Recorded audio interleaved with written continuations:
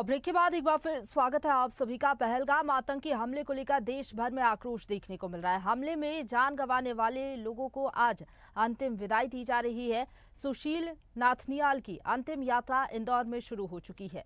वीरानगर से सुशील का पार्थिव शव विशेष वाहन में नंदानगर चर्च ले जाया जा रहा है। यहां प्रार्थना के बाद जूनी इंदौर कब्रिस्तान में ईसाई रीति रिवाज से उन्हें अंतिम विदाई दी जाएगी। इससे पहले आपको बता दें कि बुधवार रात करीब 9 बजे सुशील नाथनियाल का पार्थिव देह इंदौर एयरपोर्ट लाया गया। यहां से शव को उनके घर B68 वीरानगर ले जाया गया। 4 तस्वीरें टीवी स्क्रीन पर आप देख सकते हैं। अलग अलग जगह की ये तस्वीरें हैं। पहली तस्वीर आप इंदौर से देख सकते हैं, जहां पर सुशील को नम आंखों से विदाई दी जा रही है। अपने परिवार के साथ घूमने के लिए पहलगाम पहुंचे हुए थे, जहां पर उनको गोली मार दी गई। उनकी बेटी को भी गोली लगी है। बेटी का इलाज चल रहा है, लेकिन सुशील ने दम तोड़ दिया था उसी वक्त जब उनको गोली लगी थी। आज उनको अंतिम विदाई दी जा रही है। मुख्यमंत्री डॉक्टर मोहन यादव ने भी आश्वासन दिया है कि सरकार साथ खड़ी हुई है। श्रद्धांजलि उन्होंने भी दी। दूसरी तस्वीर आप देख सकते हैं, ये रायपुर की तस्वीर है, जहां पर दिनेश मिरानी को आखिरी विदाई दी जा रही है। दिनेश भी घूमने के लिए गए हुए थे पहलगाम, लेकिन उनको नहीं पता था कि वहां पर आतंकी हमला हो जाएगा और इसमें उनकी जान चली जाएगी। उनका परिवार, इसके साथ ही मुख्यमंत्री विष्णुदेव साय समेत जो तमाम जनप्रतिनिधि हैं, वो अंतिम विदाई देने के लिए पहुंचे। मुख्यमंत्री विष्णुदेव साय ने उनके परिवार से भी मुलाकात की है। शोक संतप्त परिवार इस वक्त कुछ भी कहने लायक नहीं है, क्योंकि इतना ज़्यादा गम दुख है इस वक्त उनके परिजनों को। और ये शुभम द्विवेदी को भी आखिरी विदाई दी गई कानपुर में। नीरज अडवाणी को भी आखिरी विदाई जयपुर में दी जा रही है।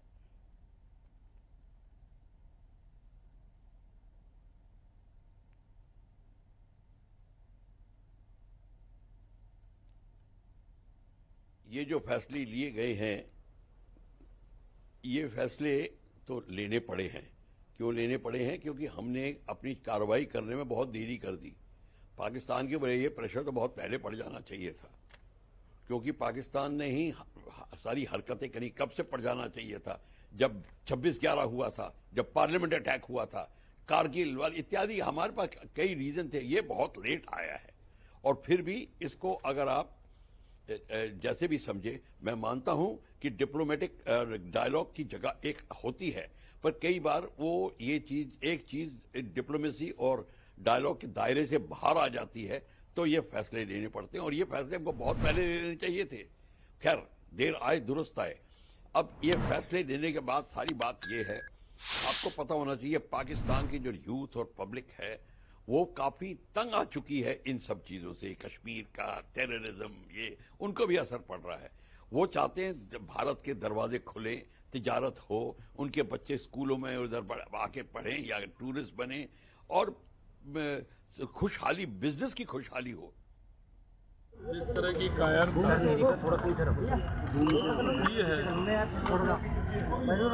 है, निश्चित रूप से ऐसे लोगों को सजा मिलेगी।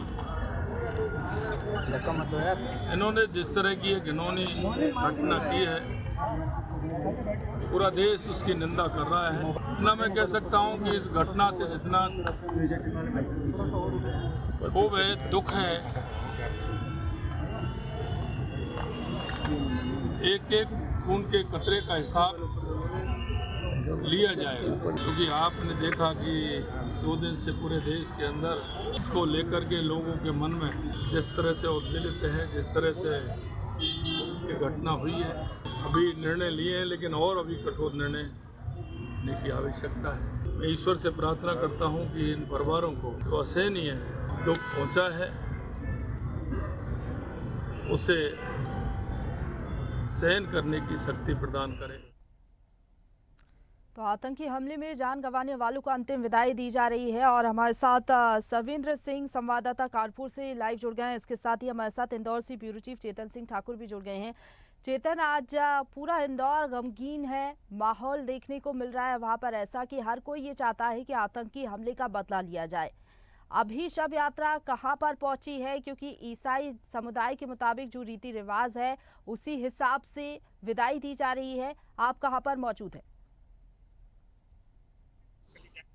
जो सुशील आतंकी हमलों में उनकी मौत हुई। उसके बाद तत्पर बता दूं कि कल रात्रि के समय उनका जो पार्थिव देह है वो इंदौर लाया गया, जहाँ प्रदेश के श्रद्धांजलि अर्पित की। साथ ही बता दूं शर्मा तमाम जो बीजेपी के नेता थे श्रद्धांजलि अर्पित करे थे। उसके बाद जो उनके परिजनों से मिले, उनके परिजनों को उन्होंने कहा है कि हम आपके साथ है, पूरा देश आपके साथ है। ये जो हमला हुआ इसकी काफी निंदा पूरा देश कर रहा है।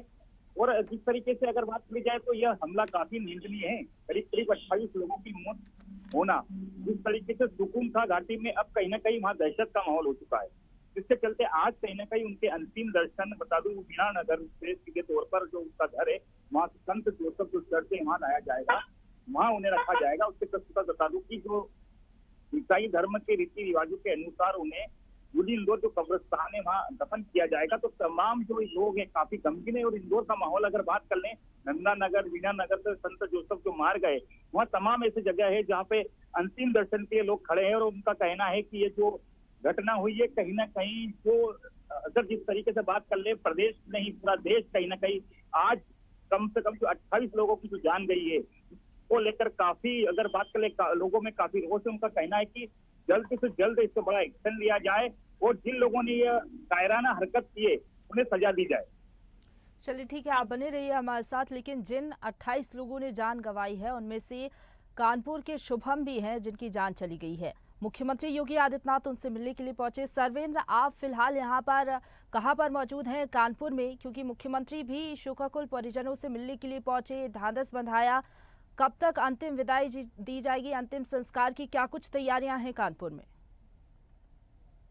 कहूंगा कि शुभम का पार्थिव शरीर कल शाम को ही कानपुर आ गया था, जिसको देखने के लिए वहां पर सैकड़ों हजारों लोगों की भीड़ वहां पर उनके गांव हाथीपुर में आ गई थी। आज सुबह 9:40 से मुख्यमंत्री सीएम योगी आदित्यनाथ पार्थिव शरीर देखने उनके परिजनों से मिलने हाथीपुर गांव गए थे।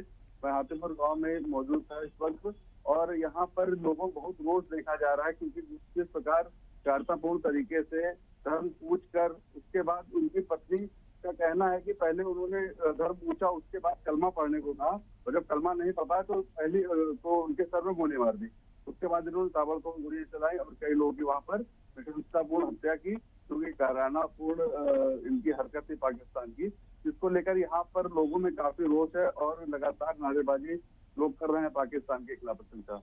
बिल्कुल सर्वेंद्र, ये तस्वीरें हम दिखा रहे हैं जब मुख्यमंत्री परिजनों से मुलाकात करने के लिए पहुंचे, जब उनकी पत्नी भी वहां पर मौजूद थी। सीएम को बता रही हैं कि क्या घटनाक्रम रहा। आप बीती रोते हुए बता रही हैं, बिलखते हुए बता रही हैं कि उनकी आंखों के सामने किस तरीके से उनके पति को गोली मार दी गई। क्या मांग अभी परिजन कर रहे हैं? जब मुख्यमंत्री वहां पर पहुंचे तो क्या बातचीत हुई? ये बिल्कुल पत्नी रो के पूरा हाल बता रही थी। उसकी आंखों के सामने जिसके पति को मार दिया जाए उसको महिला का क्या मनोदशा हो सकती है तो बताना, शब्दों में बताना नहीं होगा। लेकिन उनकी मां ने भी ये सवाल किया मुख्यमंत्री से कि आखिर मेरे लाल का क्या दोष था, वो तो वहाँ घूमने गया था और उसको वहाँ पर गोली मार दी गई। उसको लेकर मुख्यमंत्री ने कार्रवाई का वो दिलाया है, दिलासा दिलाया है। और भारत सरकार जिस तरीके से कड़ा रुख अपनाते हुए भारत सरकार ने पाकिस्तान के उच्चायोग और यहाँ पर खत्म किया है, तो लोगों ने काफी प्रशंसा भी की है। लेकिन रोष तो है, क्योंकि आदमी जिस तरह के वहाँ पे घूमने गया और उसकी हत्या कर दी जाए तो कहीं ना कहीं पाकिस्तान के खिलाफ काफी रोष देखा जा रहा है कानपुर में। जी चेतन, कितना समय और लगेगा वहां पर शव यात्रा पहुंचने में? और बताया जा रहा है कि नगर निगम के कर्मी, इसके साथ ही प्रशासन के लोग भी वहां पर मौजूद हैं। साथ ही साथ कौन कौन जनप्रतिनिधि शामिल हुआ है शव यात्रा में इंदौर में?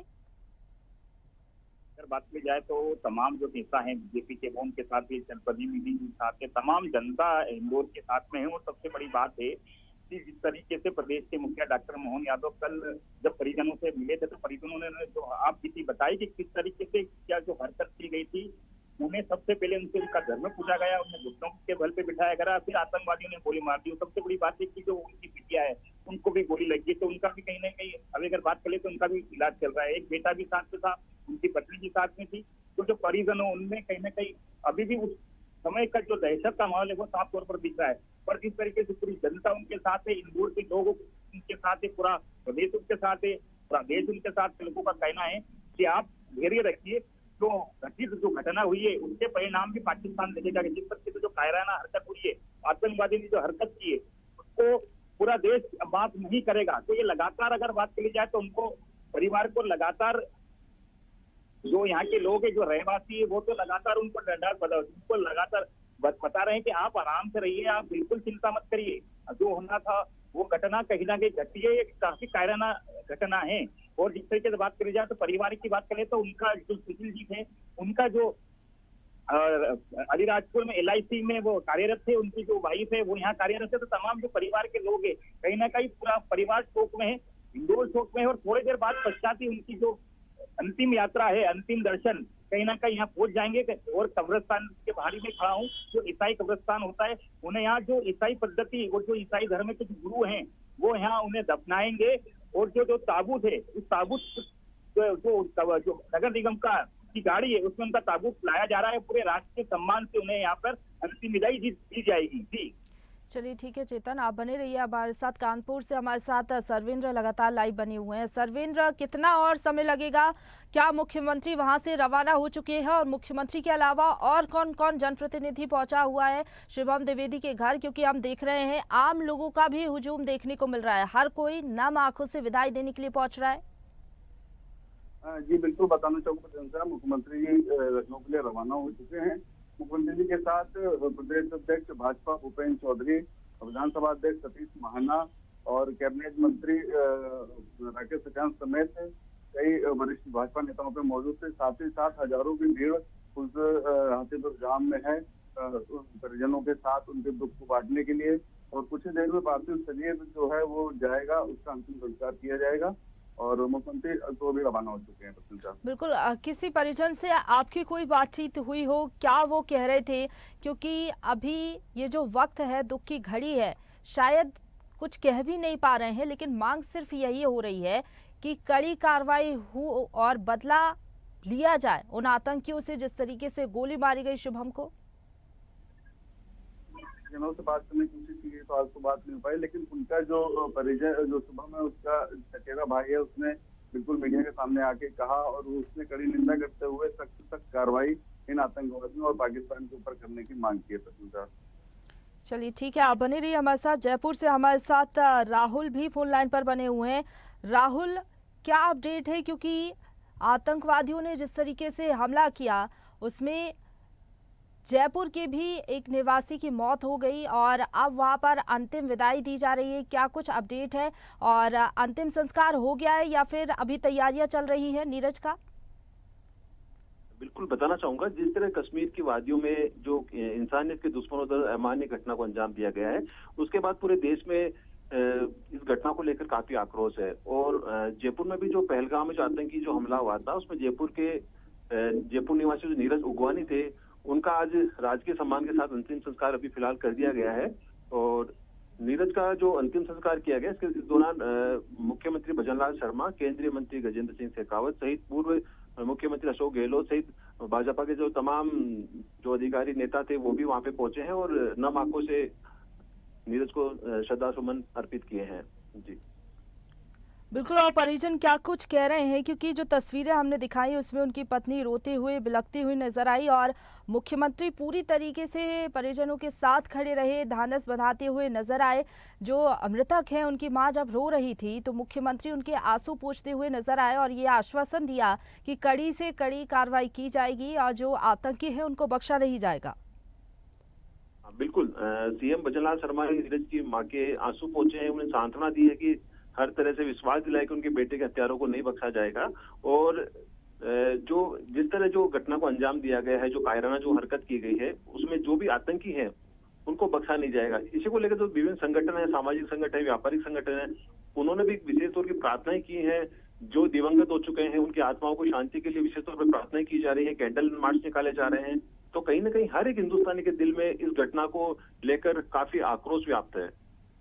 चलिए ठीक है, बहुत धन्यवाद आपका हमारे साथ जुड़ने के लिए और अपडेट हम तक पहुंचाने के लिए राहुल। लेकिन इंदौर से हमारे साथ चेतन लगातार लाइव बने हुए हैं। चेतन, आप वहां पर मौजूद हैं, कितना और समय लगेगा फिलहाल? क्योंकि प्रार्थना की जाएगी चर्च में और उसके बाद कब्रिस्तान में शव को दफन किया जाएगा। बड़ी बात है, मुस्कान का समय लग सकता है, क्योंकि जिस तरह से काफी जो ईसाई समुदाय के लोगों की बात करें, काफी दूर से आ रहे हैं, पूरे प्रदेश से काफी जो उनके रिश्तेदार हैं काफी दूर रहते हैं, वो भी आ रहे हैं। तो सीधे तौर पर वो चर्च से पहुंच रहे हैं, अंतिम दर्शन वहाँ उनके कर रहे हैं।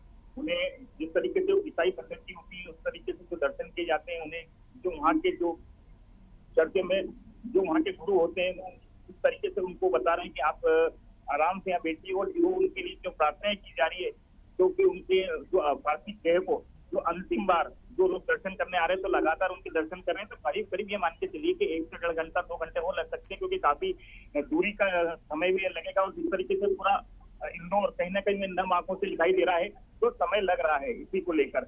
और लोग चाहते हैं कि लोगों में काफी रोष है, आक्रोश है। इंदौर की जनता लगातार, हम देख रहे हैं कल से ही केंद्रीय मार्च की बात कर ली जाए, तमाम जो बड़े संगठन है उन्होंने लगातार नारेबाजी की है, पुतला दहन भी किया है पाकिस्तान के खिलाफ। वो 4 जो आतंकवादी है उनके खिलाफ कड़ी से कड़ी निंदा की है, उनके खिलाफ कहा जा रहा है, पूरा देश कह रहा है। वो सबसे बड़ी बात है कि प्रदेश के डॉक्टर मोहन यादव भी कल ये जगह करके ये कहा है उन्होंने, जिस तरीके से ये जो कायराना हरकत की है इन आतंकवादियों को, उनको छोड़ा नहीं जाएगा। प्रधानमंत्री नरेंद्र मोदी ने एक बड़ा कदम भी उठाया है, आज कई एक बड़ी पहल भी हुई है। और अगर बात करें गृह मंत्री अमित शाह का कहना है कि जिस तरीके से उन्होंने हरकत की है उसी तरीके से उन्हें सजा भी दी जाएगी। तो पूरा देश उनके साथ है, और जिस तरीके से पूरे देश में आक्रोश है, तो आने वाला समय कहीं ना कहीं एक बड़ी, बता दूं, एक बड़ी कहीं ना कहीं एक बड़ी कार्रवाई हमें देखने को मिलेगी। जिस तरीके से प्रदेश नहीं, पूरा देश नहीं, मुख्यमंत्री से लेकर प्रधानमंत्री, गृह मंत्री तक चाहते हैं कि एक बड़ी कार्रवाई हो, और कहीं ना कहीं इन्हें ऐसी सजा दी जाए कि आने वाले जो लोग इस तरीके की कायराना हरकत नहीं करें। इसको लेकर काफी बड़ा एक, बता दूं, कहीं ना कहीं एक बड़ा एक्शन देखने को मिलेगा हमें 2 या 3 दिन में। जी ठीक है, सर्वेंद्र हमारे साथ बने हुए हैं कानपुर से। सर्वेंद्र, कितने समय बाद होगा अंतिम संस्कार और कितना समय लगेगा? क्या मुख्यमंत्री वहां से रवाना हो चुके हैं, या फिर शव यात्रा जब वहां पर पहुंचेगी अंतिम संस्कार के लिए शमशान घाट पर, तो मुख्यमंत्री भी पहुंचेंगे क्या? जी, आपको बताना चाहूंगा कि मुख्यमंत्री लखनऊ के लिए रवाना हो चुके हैं। उससे कुछ ही देर बाद जो शुभम गोयल का पार्थिव शरीर है उसको महाराजपुर के ड्योढ़ी घाट ले जाया जाएगा, जो कि गंगा के किनारे ड्योढ़ी घाट है। वहां पर उनका हिंदू रीति रिवाज से अंतिम संस्कार किया जाएगा। बिल्कुल, और मुख्यमंत्री के अलावा और कौन कौन श्रद्धांजलि देने के लिए पहुंचा है वहां पर?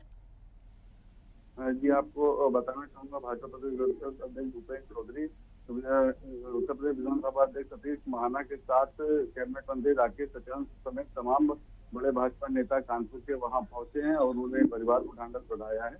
अब तक कुछ ही देर में पार्थिव शरीर जो है वो ड्योढ़ी घाट जाएगा, जहाँ पे के साथ उनका शुभम गोयल का अंतिम संस्कार किया जाएगा। जी, शुक्रिया आपका हमारे साथ जुड़ने के लिए और अपडेट हम तक पहुंचाने के लिए सर्वेंद्र। इसके साथ ही इंदौर से हमारे साथ चेतन जुड़े हुए थे। चेतन, आपका भी बहुत धन्यवाद हमारे साथ जुड़ने के लिए और अपडेट हम तक पहुंचाने के लिए। तो पहलगाम आतंकी हमले में जिन निर्दोष लोगों की जान गई है उनका अंतिम संस्कार आज किया जा रहा है। कुछ लोगों का अंतिम संस्कार हो चुका है, लेकिन कहीं कहीं तैयारियां चल रही हैं और नम आंखों से विदाई देने के लिए हर कोई पहुंच रहा है। और सिर्फ एक ही गूंज सुनाई दे रही है देश भर में कि बदला लिया जाए और सख्त कार्रवाई इस पूरे मामले में हो। फिलहाल के लिए इतना ही। तमाम बड़ी खबरों के लिए आप देखते रहिए स्वदेश न्यूज, सबसे पहले देश।